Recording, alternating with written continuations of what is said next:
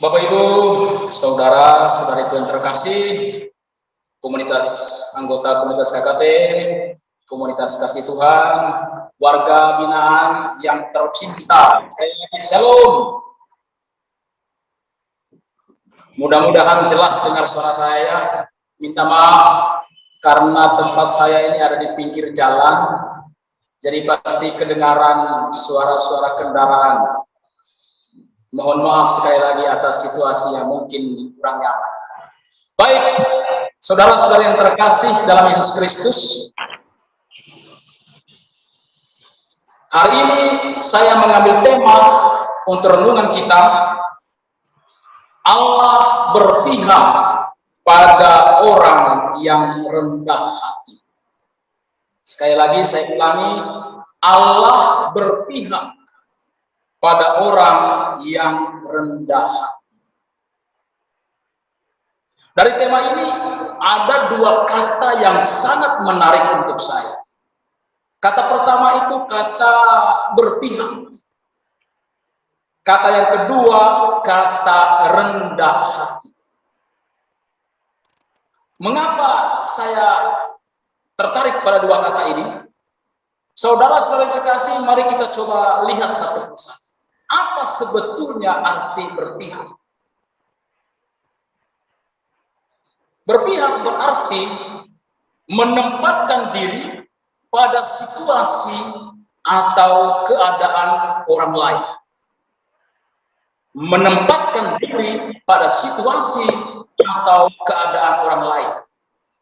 Bahkan kalau mau lebih jauh dari itu, berpihak berarti memberi hati pada situasi dan keadaan orang lain. Berpihak sebetulnya hampir mirip dengan pembelaan.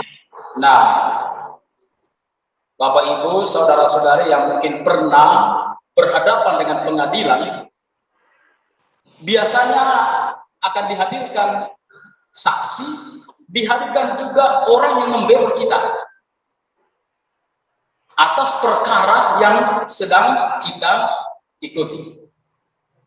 Tapi apakah berpihak dengan membela atau pembelaan itu sama?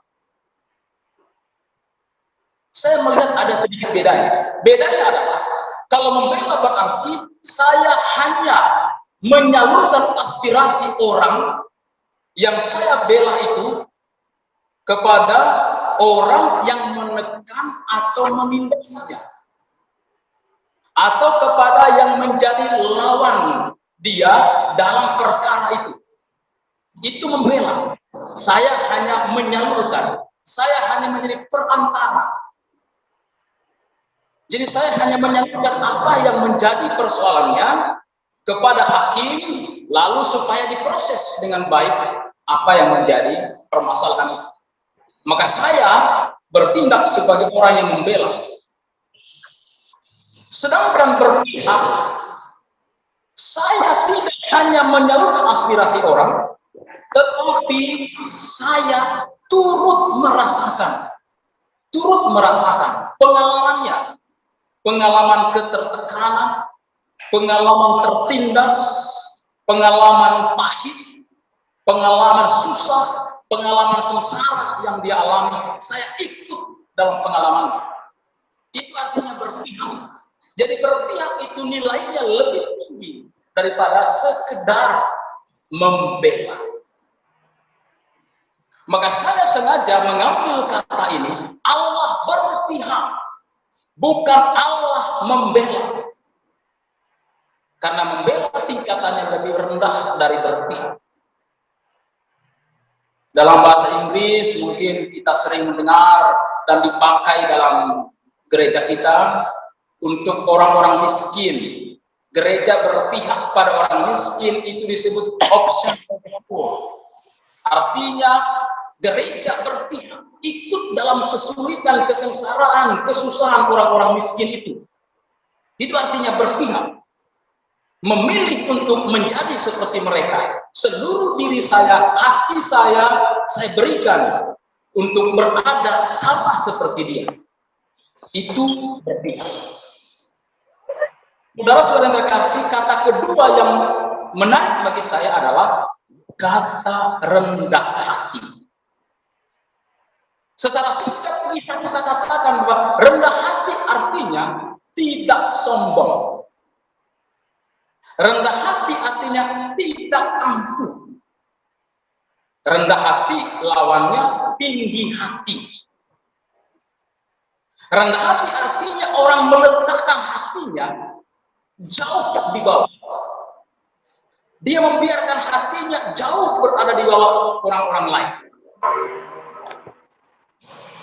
Orang yang rendah hati adalah orang yang tidak pernah mau memamerkan apa yang dia miliki. Meskipun dia punya banyak. Apa saja, entah itu harta, entah itu talenta, entah itu kemampuan, apa saja yang ada pada dirinya, dia tidak mau pamerkan di hadapan orang. Itu orang rendah hati. Dengan kata lain, orang yang rendah hati artinya orang yang tidak suka pamer. Kalau dia memberi kepada orang, dia tidak mau diumumkan kepada banyak orang. Seperti kata-kata kitab suci, apa yang diberikan tangan kanan tidak perlu diketahui oleh tangan kiri. Ini sikap rendah hati. Dalam arti lain, rendah hati adalah kemampuan orang untuk mengakui kelemahan, kekurangan, ketidakmampuan diri, sehingga dia akhirnya mau belajar untuk menjadi lebih baik. Jadi orang yang bertobat itu adalah orang yang rendah hati. Lawannya adalah orang sombong. Orang sombong itu dia tidak pernah mau mengakui kelemahan dirinya. Orang sombong itu tidak pernah merasa bersalah. Orang sombong selalu menyatakan dirinya benar. Itu orang sombong. Maka orang rendah hati yang jenis ini adalah orang yang mau bertobat, kemudian dia mau berubah. Saudara-saudara yang terkasih dalam Yesus Kristus, tema seperti yang sudah saya katakan di awal, Allah berpihak pada orang rendah hati, nampaknya terlihat dalam kisah-kisah bacaan pada hari ini. Mari kita lihat pada bacaan pertama dari surat Rasul Paulus kepada jemaat di Kolose. Apa yang terjadi sebetulnya dengan orang-orang Kolose? Orang-orang Kolose sebelum Paulus datang ke tempat itu adalah orang-orang yang tegar tengkuk, orang-orang yang sombong, orang-orang yang merasa diri paling baik, orang yang merasa diri benar, orang yang merasa diri mampu untuk melakukan apa saja dari dirinya sendiri. Tetapi kemudian mereka menjadi orang-orang baik. Lihat apa dikatakan oleh Paulus dalam bacaan pertama, dikatakan bahwa mereka itu sebetulnya orang-orang yang jauh dari Allah dan memusuhinya. Itulah bukti kesombongan orang-orang Kolose. Mereka menjauhi Allah lalu memusuhinya. Bahkan mereka memusuhinya dalam hati, pikiran, dan dalam perbuatan mereka. Begitu hebat mereka merasa bahwa diri mereka bisa semuanya, karena itu mereka mengabaikan Allah. Mereka tidak mau mengandalkan Allah. Mereka menganggap Allah itu tidak penting. Tetapi saudara-saudara yang terkasih dalam Yesus Kristus, orang-orang Kolose kemudian sadar. Seperti yang saya katakan tadi, salah satu bukti kerendahan hati adalah orang mau sadar akan kekurangan. Orang-orang Kolose sadar. Karena itu Paulus menegaskan kepada mereka bahwa Allah akan menghargai orang yang mau berubah. Bahkan kemudian ditegaskan melalui wafat Kristus, orang-orang yang bertobat tadi akan dimasukkan, akan dihitung sebagai orang-orang kudus mereka akan dibuat kudus tak bercela. Mereka dibuat kudus tak bercela di hadapan Allah. Itulah orang-orang yang rendah hati. Itu bukti kerendahan hati. Lalu kita lihat dalam Injil, saudara-saudara yang terkasih, apa yang terjadi dalam kisah Injil? Di sana digambarkan bagaimana kesombongan orang-orang Farisi yang sok, dalam tanda petik, yang sok taat pada peraturan dan hukum. Yang sebetulnya mereka hanya mau mencari perhatian. Mereka hanya mau supaya dipuji, supaya dilihat orang bahwa mereka orang taat. Tapi sebetulnya mereka tidak taat sungguh-sungguh. Hanya sekedar supaya dilihat orang, tidak dari hati. Itu orang-orang Farisi. Dengan sombong mereka mengecam murid-murid Yesus. Dengan sombong mereka mengatakan murid-murid Yesus itu tidak menaati aturan Sabat.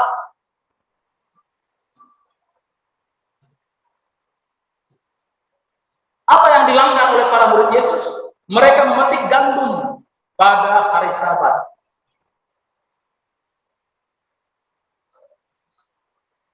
Dan itu dianggap sebagai pelanggaran terhadap hukum Sabat. Tapi Yesus kemudian lihat berpihak pada murid-muridnya.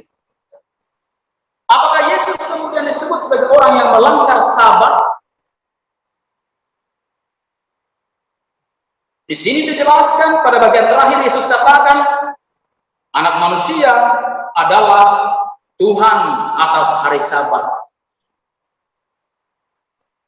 Yesus menegaskan bahwa menaati peraturan tidak boleh menjadikan orang sombong, tidak boleh menjadikan orang angkuh, tidak boleh menjadikan orang membuat dia pamer akan kehebatannya. Orang yang menaati hukum harus mengerti isi dari peraturan atau hukum itu, lalu menghayatinya untuk kemajuan hidup. Itu yang seharusnya dilakukan. Apakah masih dengar suara saya? Si Desi? Masih dengar Romo. Masih jelas suara saya? Masih jelas, Pastor. Masih ya? Masih jelas, Pastor, jelas. Jelas, baik, oke. Jangan terlalu serius, bisa senyum. Jadi orang yang taat peraturan itu adalah orang yang mengerti isi dari peraturan itu, lalu menghayatinya untuk kemajuan hidup. Kehadiran satu peraturan tidak untuk mematikan kreativitas dan daya nalar manusia, tetapi justru untuk memanusiakan manusia. Jadi kalau peraturan itu tidak membuat orang hidup, tidak membuat orang menjadi kreatif, tidak membuat daya nalar orang berkembang, peraturan itu harus dihapus. Tapi kalau sebuah peraturan membuat orang menjadi maju dalam pikiran, orang menjadi kreatif, dan apalagi dia menjadi manusia yang berguna, maka peraturan itu patut diikuti. Yesus berpihak pada para muridnya karena mereka adalah orang-orang yang rendah hati. Di mana letak kerendahan hati para murid? Letaknya adalah mereka rela meninggalkan cara hidup mereka yang lama, lalu kemudian mereka menerima hukum baru dalam diri Yesus Kristus. Mereka bersatu dengan Kristus. Mereka berada bersama dengan Kristus. Mereka meninggalkan hidup mereka yang lama dan mereka berada bersama dengan Kristus. Orang yang telah menerima Kristus, seperti yang dikatakan Paulus, harus memegang hal-hal ini. Ya, orang yang sudah menerima Kristus itu Yang pertama, kalau dia sudah menerima Kristus, dia harus bertekun dalam iman. Dia harus tetap teguh dan tidak goncang. Dan dia jangan mau dijauhkan dari pengharapan Injil. Supaya apa? Supaya dia tidak lagi jatuh ke dalam dosa. Supaya apa? Supaya dia tidak jatuh lagi dalam kesalahan yang sama. Supaya apa? Supaya seperti dikatakan Paulus, dia kudus, tak bercacat dan bercelah di hadapan Allah. Saudara-saudara yang terkasih, teristimewa warga binaan yang tercinta. Anda semua saat ini disebut warga binaan. Tempat Anda berada itu disebut lembaga pemasyarakatan. Ada yang menyebutnya kalau sudah masuk disebut sel atau penjara. Saya yakin 100% bahkan 1000% saudara-saudara semua ada di situ bukan karena kemauan. Betul? Pasti bukan karena saudara-saudara mau supaya tinggal di situ. Tidak ada yang mau. Tak satu pun saudara-saudara yang ada di hadapan saya sekarang ini ada di lembaga pemasyarakatan itu karena keinginannya. Tidak. Saya percaya bahwa Anda, saudara-saudara, punya alasan dan latar belakang yang berbeda-beda mengapa Anda akhirnya berada di tempat itu. Saya tidak mau mengungkit apa masalah Anda, apa masalah saudara-saudari. Tidak. Kalian semua memiliki masa lalu yang mungkin kurang beruntung. Kalian punya pengalaman masa lalu yang mungkin di luar kesadaran, saudara-saudara. Yang mungkin karena ketidaksengajaan. Yang mungkin juga karena dikuasai oleh emosi atau kemarahan. Yang mungkin juga dijebak orang. Yang mungkin juga dengan hal-hal lain yang membuat saudara-saudara akhirnya masuk ke tempat itu. Kita katakan saja mungkin saudara-saudara seperti orang Kolose yang menjauhkan diri dari Allah. Sekarang saudara-saudara berada di tempat itu. Di tempat pembinaan, di lembaga pemasyarakatan, di rutan. Apa perlu saudara-saudara melihat kembali yang lalu? Tidak. Biarlah pengalaman masa lalu itu terjadi. Dan sekarang saudara-saudara ada di masa sekarang. Ada di jam sekarang. Ada di waktu sekarang. Dan sekarang tempat saudara-saudara adalah di rutan. Jangan sekarang sebagai orang beriman, saudara-saudara jangan melihat ini sebagai sesuatu yang membebankan. Tapi jadikanlah ini kesempatan. Kesempatan seperti orang-orang Kolose, kesempatan untuk berefleksi, kesempatan untuk melihat kemurahan Tuhan, kesempatan untuk melihat bahwa Anda itu juga akan dibela oleh Tuhan, bahwa Allah juga akan berpihak kepada saudara-saudara jika saudara-saudara menyadari bahwa situasi sekarang ini akan mendewasakan iman saudara bersama. Maka dengan demikian, saudara-saudara akan berubah. Lihatlah ini sebagai kesempatan untuk membangun kerendahan hati. Membangun kerendahan hati dalam arti saudara-saudara bertobat. Saudara-saudara harus punya tekad untuk berubah. Saudara-saudara harus punya niat untuk menjadi lebih baik di waktu-waktu mendatang. Ketika saudara-saudara keluar dari tempat itu, menjadi anggota masyarakat yang baik, menjadi bapak yang baik untuk keluarga, menjadi suami yang baik untuk istri, menjadi anak yang baik untuk orang tua. Itulah artinya saudara-saudara menjadi orang yang rendah hati, siap untuk berubah. Orang yang berubahlah yang akan dibela oleh Allah. Allah akan berpihak pada orang yang bertobat. Karena itulah dia rela mati untuk orang yang demikian. Karena itu saudara-saudara yang terkasih, saya bersyukur, saya bergembira saudara-saudara dalam situasi demikian ini masih mau untuk mengikuti Ekaristi ini, masih mau mengikuti ibadat ini, masih mau mendengarkan firman Tuhan saat ini, itu artinya dalam hati Anda ada niat untuk berubah menjadi lebih baik dari sekarang ini. Saudara-saudara terkasih dalam Yesus Kristus, demikian juga kepada teman-teman anggota komunitas kasih Tuhan, kiranya ulang tahun yang keempat menjadi momen penting untuk berefleksi bahwa pelayanan kepada saudara-saudari yang ada di penjara adalah kesempatan paling emas untuk sungguh-sungguh menyatakan kasih Allah kepada sesama. Kemauan untuk melayani dengan tulus hati adalah nilai kerendahan hati yang paling tinggi.